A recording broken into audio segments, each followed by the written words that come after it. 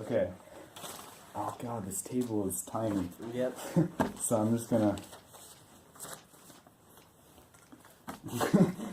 yeah, like this. Yeah. Alright. Alright. Well... So first we should explain what this is. Alright, because this is the first part of the series. So Yeah. we're doing a discussion series on pretty much Christopher Nolan's entire filmography. At least everything that he's directed. Everything that he's directed that is available for the public. Yeah, that is possible to find on the internet. Which is a good catalyst to start off, because there were 2 films of his we could not find for this discussion. Yeah, Larceny and Tarantella are... Tarantula. Off record. It's Tarantella. It's Tarantella? Yeah. What? Tarantula has a U. That one was Jesus. Tarantella, I think. Tarantella. Yeah, I'm pretty sure those were similar to Doodlebug, though. But, I think he made that yeah. 3 times. Point is, those 2 do not exist, and I read on a Christopher Nolan Wikipedia they are not publicly available. Yeah, so instead we started with Doodlebug, which is like 4 minutes, you can find that on YouTube, and Following from 1998. 1998. And Doodlebug, the context of this is, this only recently came to the public via the Criterion Collection's release of The Following. No, Following, okay. Just Following. I didn't know that, actually. Yeah, so Interesting. they included that on their Blu-ray and DVD special release and got uploaded from there. So Following is a Criterion movie. Yes, it is. Cool, I didn't know that one. I didn't look into the behind the scenes of that too much. I did. So, You had anyways. the whole week to do it. I did. I watched this last night. Yeah, just for the context. Yeah, so a good way to start our ratings. I gave it a 6. For Doodlebug or Following? I'm gonna for Following. We'll talk about Okay. Doodlebug a little bit. Yeah, okay. I didn't rate Following, that I one. gave it a 7. Yeah, and for that it was a high 6, but I had reasons for. And Following I that one. think this might be the only, well, one of 2 Christopher Nolan films I give the higher score to. Yeah, I moved Interstellar back down though because I wasn't comfortable with that up there. That one jumps around so Anyways, much. but that's a lot later. This is gonna come. This is like one of his last few movies. So. Yeah, second to last, most recent. Yeah. I suppose. Yeah. Okay. Yeah, not last movies. Yeah. He's making one in 2020, which he just announced. Which, conveniently, same time we started this. That'll date how long between filming this and uploading it. Yeah. Okay, we should just talk a little bit about Doodlebug first then. Yeah. Which is, it's a black and white 4-minute short about a guy trying to smash a bug on his floor. And the bug Is him, but him. smaller. But smaller. And then after he smashes the bug, which is him but smaller, he cuts to him, and then you see him but bigger behind his head. Him but bigger. And that smashes him. And we can assume it's an infinite Yeah. loop. So it's this guy all the way down. Yeah. Interesting. Obviously, that's the start to Nolan's career. I don't really have much to say about it. It was just kind of... There wasn't much to it. It was just interesting. It felt like a music video, almost. Yeah. Like, there's not too much to analyze about it. Yeah, in terms of it felt like some music video for like the Talking Heads or something in the 90s. Especially with black and white. Which, Yeah. speaking of black and white, Following. Following was also Yeah. black and white for practical purposes. I imagine they just didn't want to deal with color. I watched an interview with Christopher Nolan, and he discussed that it was done because he wanted to shoot it on film and did not have the money for color. Okay, so that was shot on film. Yeah, that was shot on, I think it was Super 16 millimeter. That's cool. I didn't know that either. Yeah, so it was black and white. I just imagined he didn't have the equipment. But yeah. regardless, I noticed the cinematography was really well thought out. Oh, yeah. Even though it was, for the most part, handheld, I think. Pretty much. Yeah, pretty much entirely. But the shots, a few in particular, I thought were really interesting. One of them, do you remember when... Should we talk about the plot in this at all? Should we go through it? Or should we assume people have seen it? I mean, this is basically a spoiler discussion, so... Yeah. But, like, should we go through the plot sequentially? Like, explain what happened or not? Going through it sequentially. That would be impossible. Yeah. Because it's one of those that's not filmed in the right order. It's not in... It's not edited in the right order. Non-chronological order. Mm-hmm. Which, I noticed something about Nolan's work that's pretty consistent, is that he likes to reveal plot only when it's necessary. Yeah. Like, some exposition you won't get until it matters. Yeah. Which... And honestly, in terms of this film, I think there wasn't much of a purpose to it being out of order, and that kind of bugged me. Well, at the beginning, like when he showed the scene of that guy breaking in. Yeah. When he showed him with the haircut, the first few times, that was kind of pointless, but I like how they did it at the end. When the police or detective or whatever was talking to him, yeah, and they revealed those clips as he revealed the evidence. Yeah. I thought that one worked really well. I feel that's more of a kind of narrative framing device rather than like... That's like just something you would see in a film that's something you would see in like the 70s or 80s or... Point is, it's not something exclusive to him. Yeah. Yeah, that would make sense. But it is something that he used continuously after that, pretty much. There were, a few notes I had. One was just the cinematography. Yeah. Another one was the dialogue I thought was interesting.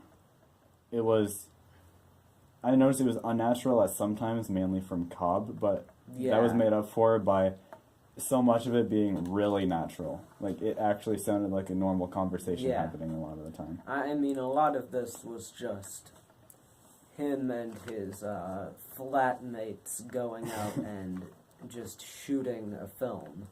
Yeah. So that's why a lot of it sounds very natural. Mm-hmm. And I noticed also the conversations were carried a lot by gestures people made. Like, depending on how long somebody hesitated between lines, said so much about where that was going. Great point. And there was very good blocking with it. What do you think about the acting?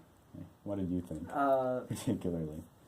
It's kind of a lot of college kids, so it was very kind of mixed in delivery. Like, there were some lines from the same actor that sounded both good and really forced.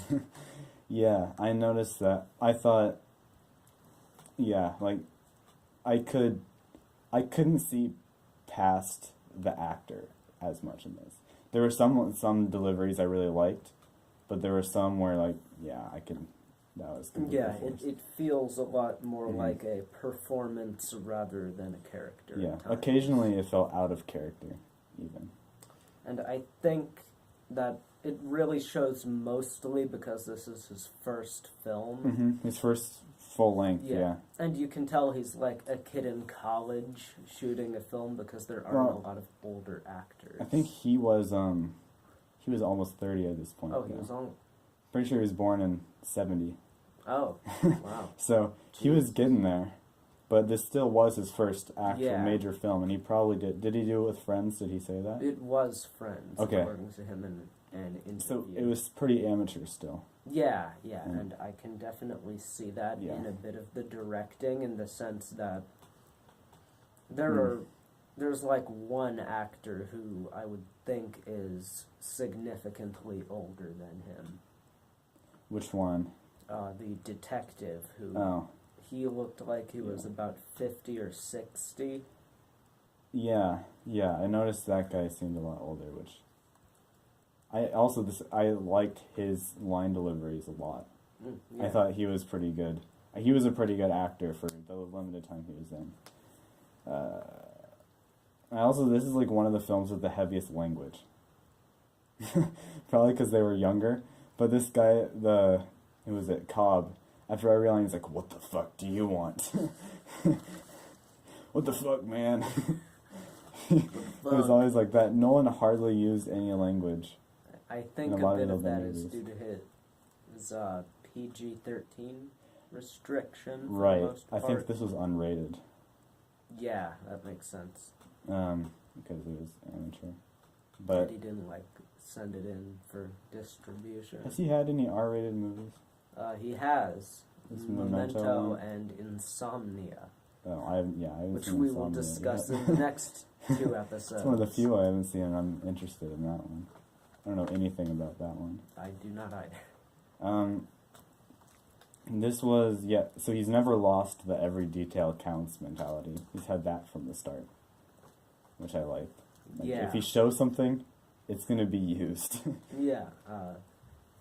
Very influenced by the kind of Chekhov's gun style of writing. Yeah, specifically that. I think he's made some little references to that in some of his other films. Not a direct reference, but there's a lot of reincorporation and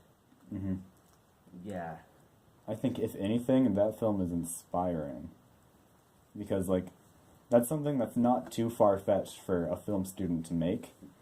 And then his 2 films later, he made Memento.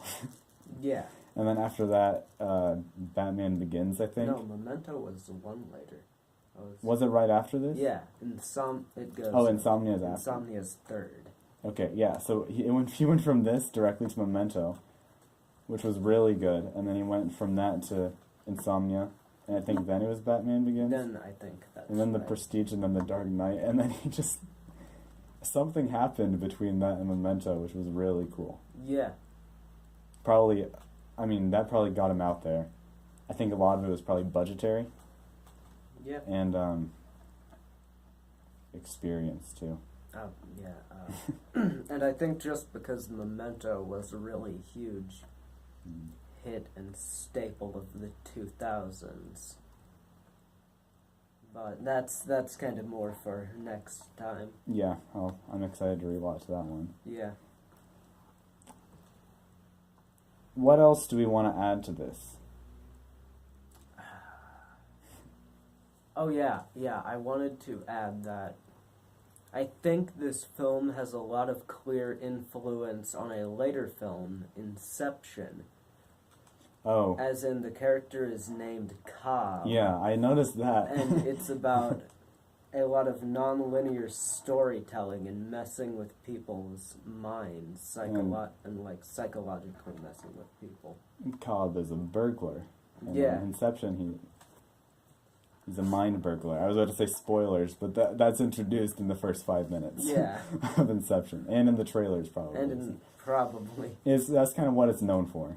So, I noticed that, too. There's a lot of parallels with his later work in there. It's definitely something I would either say is in homage to Nolan, or I would have said it was a Nolan film if you had just showed me this with no context. Oh, yeah.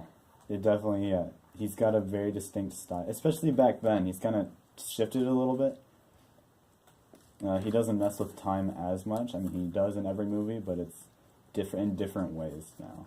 Yeah. Here's something I saw when I was looking at the Metacritic reviews. It's something from the Boston Globe in 2000. Okay. They said they give it a 50 or 40 or something. Out of 100 is Metacritic. Yeah. Okay. It said there are moments in Christopher Nolan's theatrically ambitious film noir that made you wish he had the time and money, and, to a certain degree, talent to fulfill his lofty goals. And that was in 2000. and then he just made all these films that I think showed his talent and showed that this was more of a budget restraint. Yeah. But whoever wrote that, I wonder what they're thinking now. For sure. Yeah, that's really all I have to say about this. Yeah. It was interesting. It's totally worth a watch. You can find it on YouTube. On YouTube. With Spanish subtitles, nonetheless.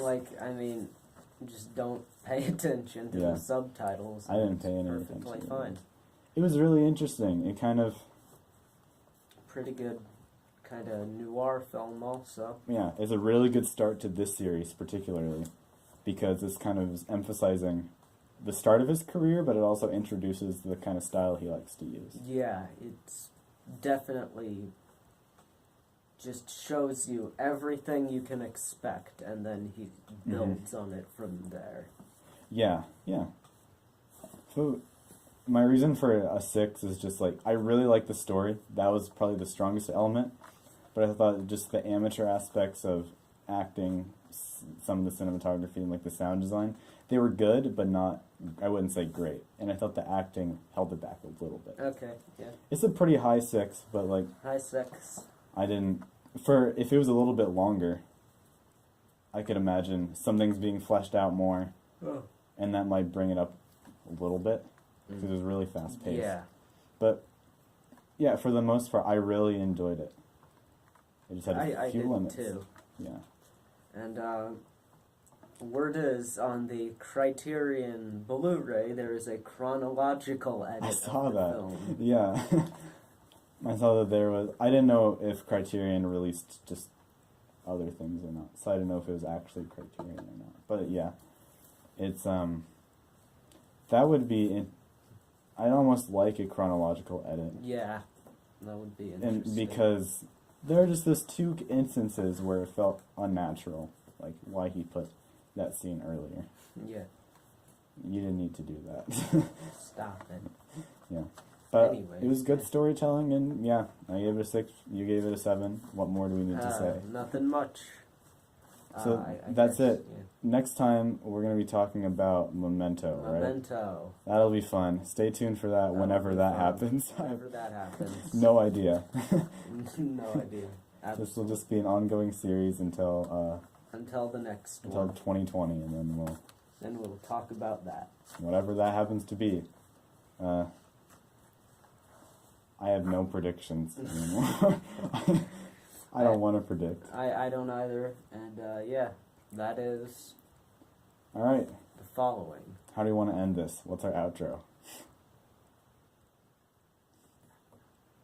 That is the following. Cut. There we go. Alright. Make sure that thing's still going.